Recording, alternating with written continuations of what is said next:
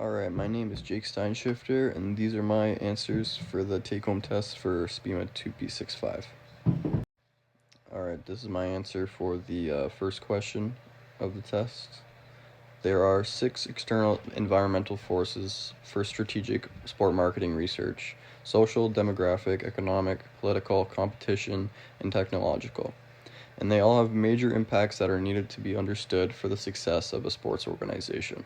The social aspect of external environmental forces for Niagara sports teams, like the Niagara Ice Dogs, highlights the growing importance of social media marketing.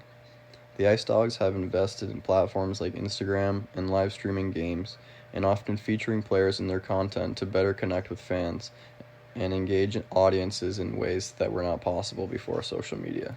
When it comes to the changing demographics, especially across the Niagara region, the increasing ethnic population in the Niagara region has led to higher demand for global sports such as pickleball and soccer. I've noticed this firsthand with new facilities being built for racket sports and the growing popularity of the soccer dome, which is now busier with recreational teams and leagues as organizations adjust to meet the increased demand.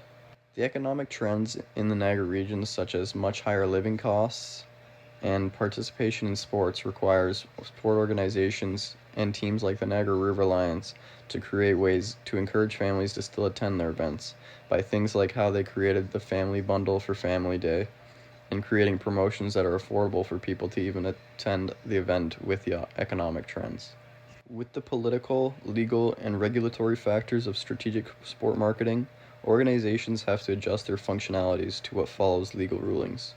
A prime example of having to adjust is post-COVID-19 measures that are now permanently in place, for example at the Meridian Center.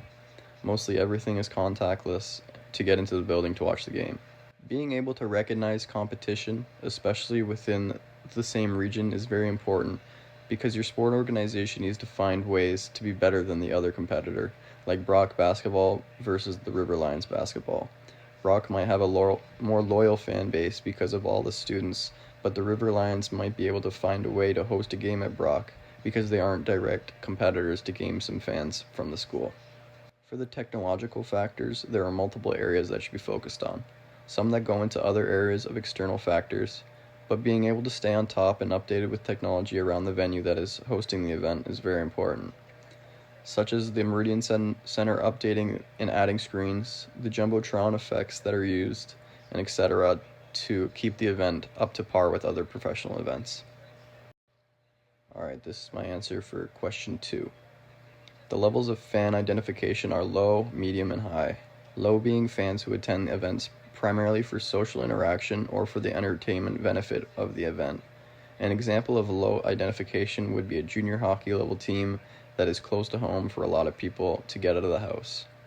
Medium fan identification is when the fans are only really engaged for a short period of time, like when a specific player is on that team or if they're doing good at that time. And high fan identification is the highest classification of fan involvement.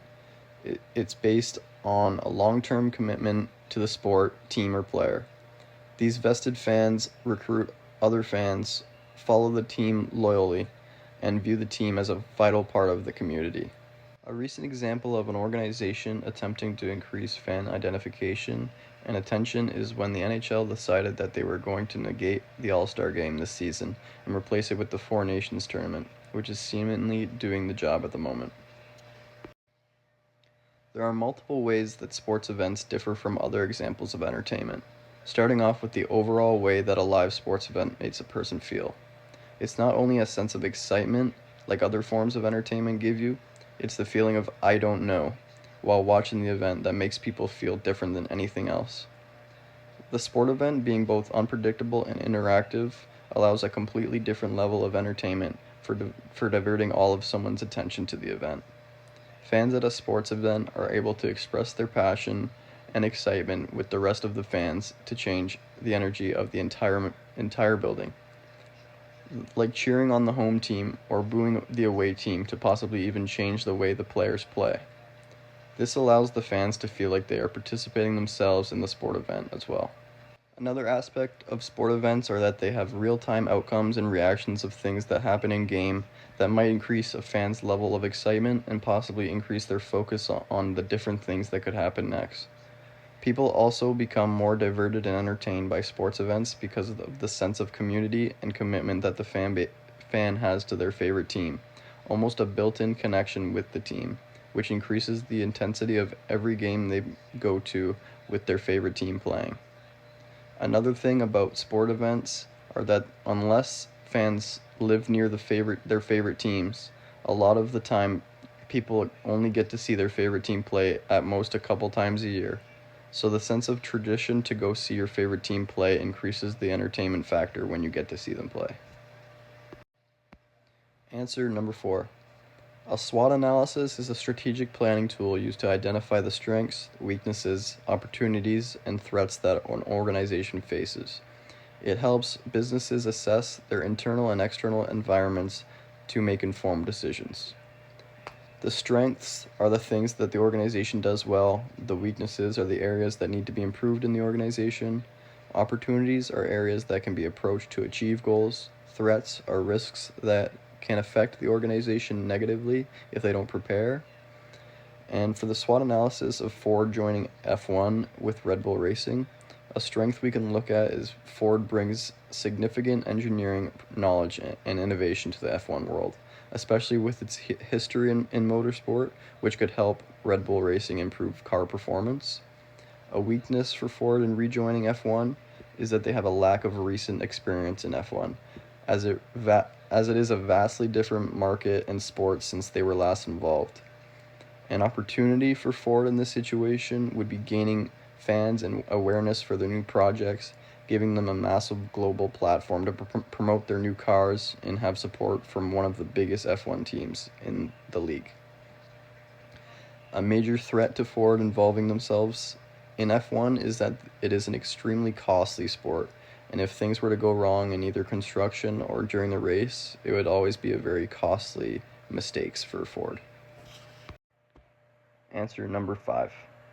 The first trait that makes sport unique is the emotional response in its consumers that is rarely found in other businesses, which can make it easier to market to their consumers because they are likely already heavily invested and sometimes even obsessed with either the sport or their favorite team. The second trait that makes sport unique is that sports organizations and teams have to focus on multiple areas to be successful in, such as the on-field success and the off-field success of their organization. On-field success is often looked at as the sport competition or how good a team is doing during play. Off-field success is usually based on the financial profitability of the sport organization, and they don't always go with each other.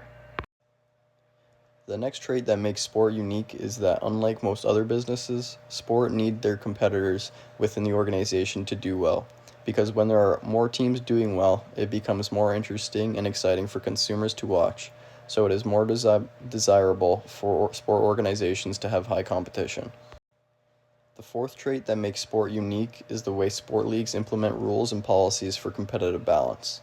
Where other businesses would look for competitive advantages, sport organizations put in place things like salary cap, draft systems, and more to keep the competition as balanced as possible.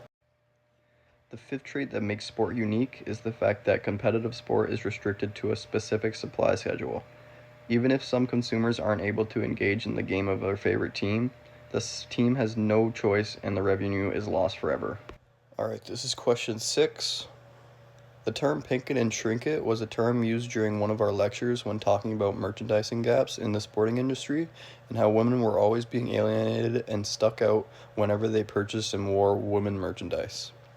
Sports have now moved away from the pink jerseys with the diamonds added on them, and have now included women jerseys with regular style that fit the body and shape of women, but they still have much less options. A way for sports to cater to the female market more is to have female options for every male product with options for sizes just like the men do. I also think that it would be smart to sell more merchandise from the female leagues like the WNBA and the WPHL to allow more females to support their gender-specific leagues. Alright, this is question 7. The first of the 6 bases for market segmentation is demographic segmentation, which divides up consumers based on age, ethnicity, gender, and family lifestyle. A real-world example of where demographic segmentation would be effective would be a female league like the WNBA or the WPHL, targeting young female athletes to be involved in youth training camps or leagues that expose their leagues to young females. The second basis of market segmentation is socioeconomic segmentation, which groups consumers based off their education, income, and occupations. The most common ways to see this sort of market segmentation is probably when you see the private box seats in arenas and stadiums that are more expensive areas in the buildings where those ticket holders are treated more like VIPs and catered to throughout the game. Next, we have psychographic segmentation, which focuses on consumers' lifestyles, activities, personalities, interests, and opinions. This type of segmentation is often used by businesses or products to market towards people who would most be interested in it, such as energy drinks like Celsius, who target towards people who are active and need bursts of energy for enhanced performance, like athletes. Now we have geographic segmentation, which divides the market in segments based on location, like countries, cities, and world region. A real-world example of this type of segmentation would be the UFC, being a massive draw in Mexico, so they hold Mexican Independence Day events annually, as well as a performance institute in Mexico to increase their popularity throughout the country. The fifth base of segmentation is behavioral segmentation, that categorizes consumers based on their purchasing habits, brand loyalty, and frequency of engagement. In the real world, MLB teams use dynamic pricings to cater to different types of fans. Loyal fans who attend multiple games can buy season tickets or bundled tickets at a discount. The last basis of segmentation is benefit segmentation, which groups consumers based on the benefits they seek from a sport product or service. There are products in the real world that focus on this segmentation, like Fitbit and their fitnessing tracking systems, providing consumers with different wearable devices based on consumer needs and fitness goals. Alright, this is question 8. Sports provides fans with an escape from daily stress, offering entertainment, excitement, and a sense of belonging. This leads to higher attendance as people seek relief from work, school, or personal challenges through the energy of live games. My favorite NBA team is the Raptors, and over the years they have provided fans with many different ways to keep their events exciting and fresh, such as the outdoor Jurassic Park watch party for their games that allows fans who didn't get the tickets to experience the game with other fans, as well as the different ideas they come up with, such as recently the Vince Carter night, where they retired Vince Carter's jersey was a way to attract fans to the game. My favorite NFL team, the Buffalo Bills, also advertise their unique tailgates outside the stadium on game days to attract fans as well as to increase the diversion factor for their events. Alright, these are the question 9 bonus questions. My favorite part of this class so far is that Mr. Scott is always explaining every task that we have in depth, with no surprises, and making sure that we are all well prepared for everything we have done so far. My least favorite part of this class so far is that I'm finding it more difficult than I thought to gather information about my reflective portfolio, as it doesn't have much structure to go off of, but it is something that I need to adjust to and focus on.